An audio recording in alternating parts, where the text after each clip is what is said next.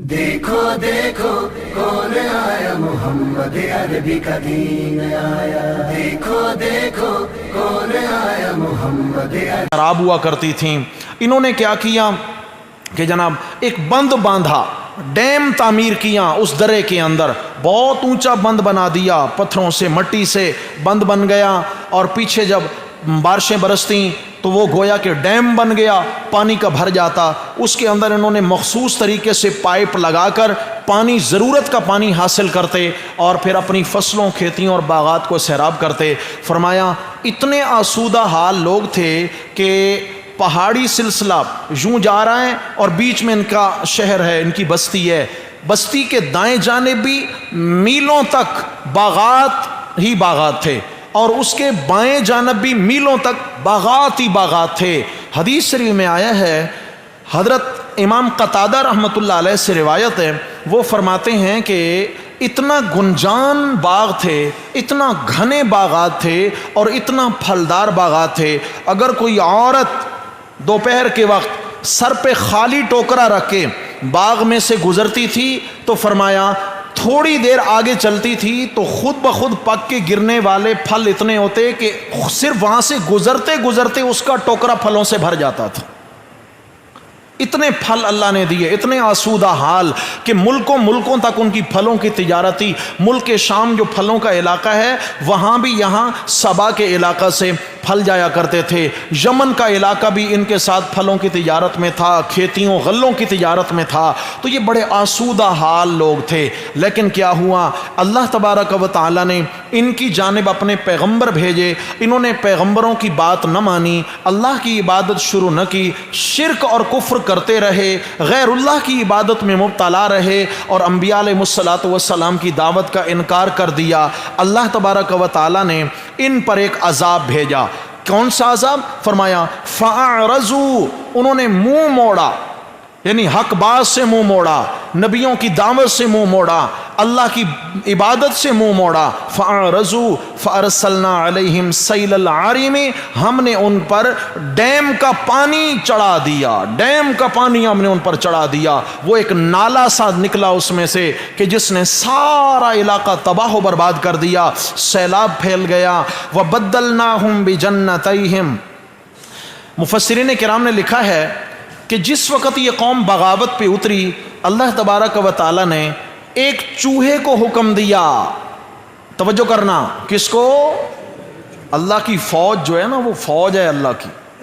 اللہ چاہے تو ابابیلوں سے کام لے لے، اللہ چاہے تو ایک چوہے سے کام لے لے، اللہ چاہے تو خر دماغ نمرود کے دماغ میں ایک لنگڑا مچھر گھسا کے اس کا حساب کتاب چکتا کرا دے۔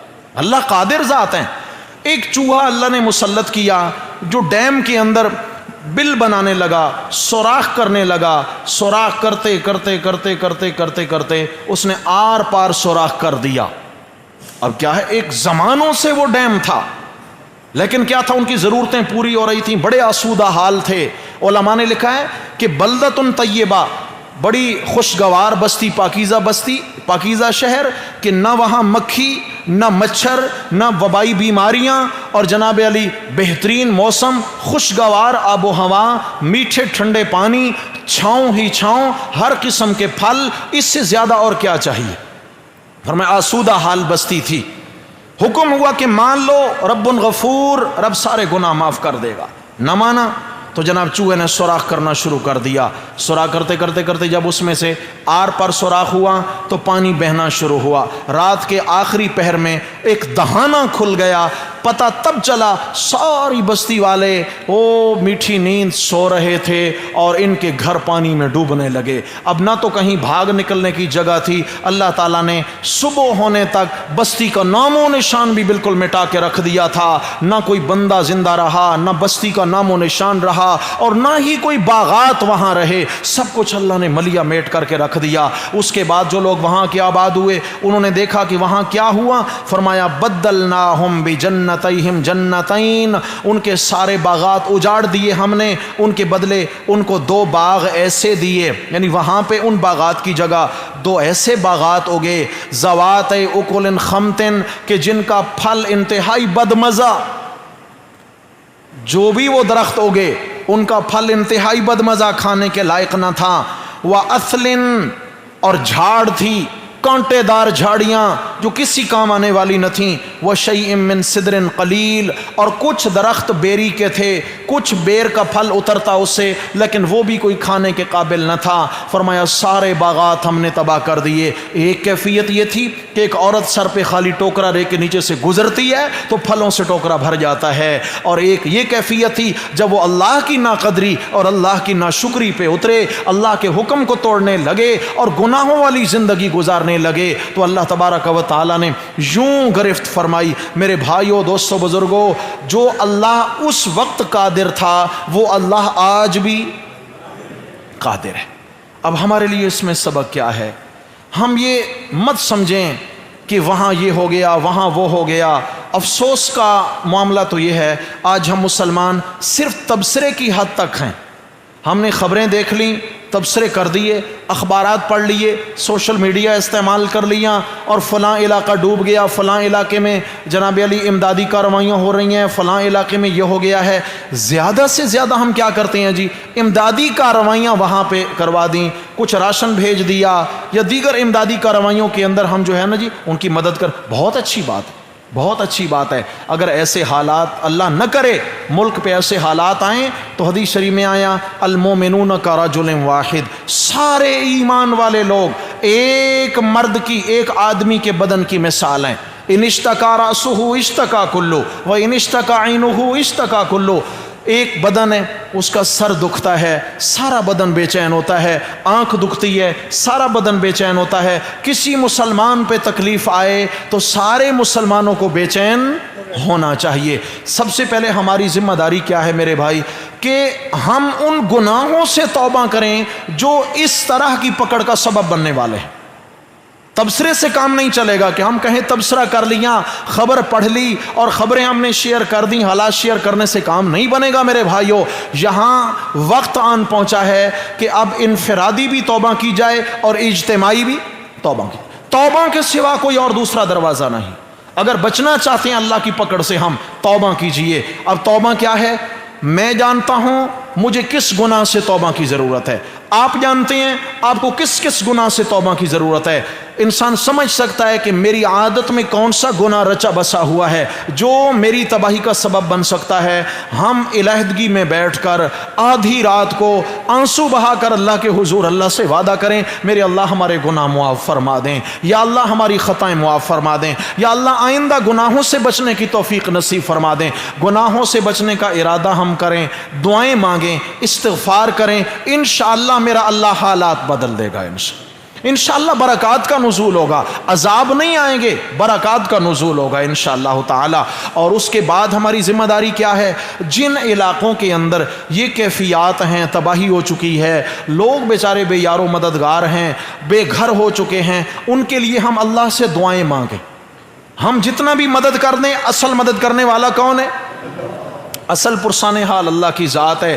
گھر دینے والا بھی اللہ ہے، پیٹ پالنے والا بھی اللہ ہے، بیماریوں سے شفا یاب کرنے والا بھی اللہ ہے۔ ہم اللہ سے دعائیں کریں۔ اور تیسرے نمبر پہ ہماری ذمہ داری ہے کہ جتنا جس سے ہو سکے، جہاں تک رسائی ہو سکے، جو سورس بہتر سمجھتے ہیں ان سورسز کو استعمال کر کے ان غریبوں تک ہم مدد پہنچائیں، چاہے کپڑے کی صورت میں، راشن کی صورت میں، لباس کی صورت میں، یا خیموں کی صورت میں، یا ہم اگر گھر بنا کے دے سکتے ہیں تو اس صورت میں، نہیں تو کم از کم اس کار خیر میں ہم کچھ حصہ ڈال سکتے ہیں۔ تو کیا خیال ہے میرے بھائیوں؟ ہمیں تگ و دو کرنی چاہیے نہیں کرنی چاہیے؟ انشاءاللہ ہمارا دل یہاں ان کے درد کو محسوس کرے گا۔ اللہ تبارک و تعالی ممکن ہے کہ ہمیں اس طرح کی آفات و بلیات سے محفوظ فرما لیں انشاءاللہ۔ تو ہم سب انشاءاللہ کوشش کریں گے۔ اس کے لیے میرے بھائیوں استغفار کی ضرورت ہے، اجتماعی توبہ۔ توبوا الی اللہ جمیعا ایھا المؤمنون، فرمایا ایمان والو سب مل کر توبہ کرو۔ کس سے؟ جن گناہوں کی وجہ سے یہ عذاب آیا کرتے ہیں۔ سود والا گناہ ہے، زنا والا گناہ ہے، شراب والا گناہ ہے، بے پردگی ہے، بے حیائی ہے، اس کے علاوہ جتنے گناہ ہیں ان سے ہم توبہ طائب ہو جائیں، انشاءاللہ میرے اللہ کی پناہ نصیب ہو جائے گی انشاءاللہ۔ سارے احباب کوشش کریں گے انشاءاللہ۔ اللہ تبارک و تعالی ہم سب کو اپنی امان نصیب فرمائیں۔ اللہ तबारक व तआला इस उम्मत मरहुमा की हिफाजत फरमाएँ और जहाँ जहाँ ये हालात हैं, सैलाबी कफ़ियात हैं, अल्लाह रब्बुल इज़्ज़त उन पर रहम फरमाए। जानवरों में कई बीमारियाँ फैल चुकी हैं, कई गरीब बेचारे जिनकी गुज़र बसर है ही मवेशियों पे, उनके मवेशी जो है ना वो ख़त्म होते चले जा रहे हैं। ओ बस्तियों की बस्तियों में बीमारियाँ फैल चुकी हैं, उनके लिए भी दुआएं किया करें मेरे भाइयों। अल्लाह तबारक व तआला ऐसी गैबी आफात से भी इस उम्मत की हिफाजत फरमा। अच्छा जी, हल्का जब कोई दर्श कुरान हो, सीखने का अमल हो, जैसे आपने फरमाया कि मिलकर बैठें, दरमियान में गैप ना हो।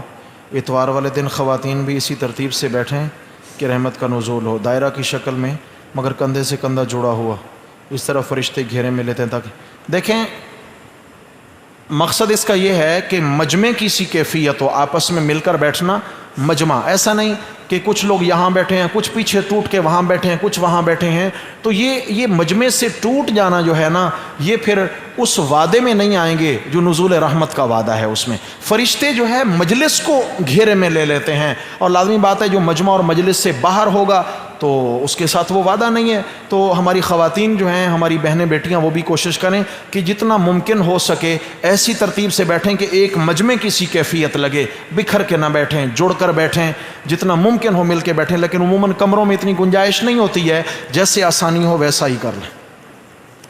इशराक की नमाज के औक़ात तुलूए आफ्ताब के क्या 20 मिनट बाद से शुरू हो सकता है रोज़ाना के एतबार से, और चाश की नमाज का टाइम कब से कब तक रहता है?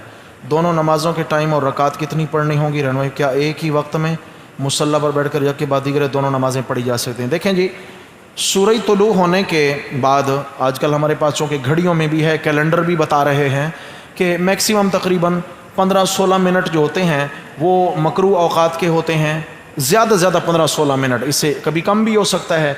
उसके बाद इशराक का वक्त शुरू हो जाता है। मकरूह वक्त जब निकल जाए, मकरूह वक्त में नमाज़ पढ़ना जायज़ नहीं है। तो फिर अच्छा, यहाँ ये भी मसला समझ लें कि मकरूह वक्त में सिर्फ सजदा जायज़ नहीं है, सजदे वाली नमाज, चाहे सजदा तिलावत हो तो वो भी ना करें, और नवाफिल हो वो भी ना पढ़ें जब सूरज तुलू हो रहा हो, गुरूब हो रहा हो, ज़वाल हो रहा हो। ये 3 औक़ात मकरूह हैं, और असर से मगरिब तक कोई नवाफिल भी जायज़ नहीं है। तो ये जो 3 औक़ात मकरूह हैं, इनके अंदर नमाज न पढ़ें सजदे वाली। बाकी कोई अगर दुआ कर रहा है, तिलावत कर रहा है, ज़िक्र कर रहा है तो बिल्कुल जायज़ है, उसके लिए कोई गुनाह की बात नहीं है। समझ आ गई है? ये सिर्फ सजदे वाली जो नमाज है या सजदा तिलावत है वो ना किया जाए। बाज़ उलमा ने नमाज जनाजा भी इन औक़ात में पढ़ना जायज़ लिखा है, क्योंकि उसमें सजदा नहीं होता है, वो जनाजा भी चूँकि दुआ के हुक्म में है। इसके बाद जब ये टाइम ख़त्म हो जाता है तो इशराक का वक्त शुरू होता है, और मैक्सिमम 1 घंटा जो है ना वो इशराक का वक्त रहता है। उसके बाद से चाश्त का वक्त शुरू होता है, और सूरज सर से ज़वाल होने से पहले तक ये चाश्त का वक्त रहता है। समझ आ गया ना जी? ज़वाले आफ्ताब से पहले तक चाश्त का वक्त रहता है, और अगर कोई मुसल्ले पे बैठा रहे और वो दोनों नमाज़ें एक साथ पढ़ के उठ जाए तो बिल्कुल जायज़ है, कोई हर्ज नहीं है, नफली नमाज है। तो इसका एहतिमाम कोशिश कर ली जाए। अक़ूलु क़ौली हाज़ा अस्तग़फ़िरुल्लाह।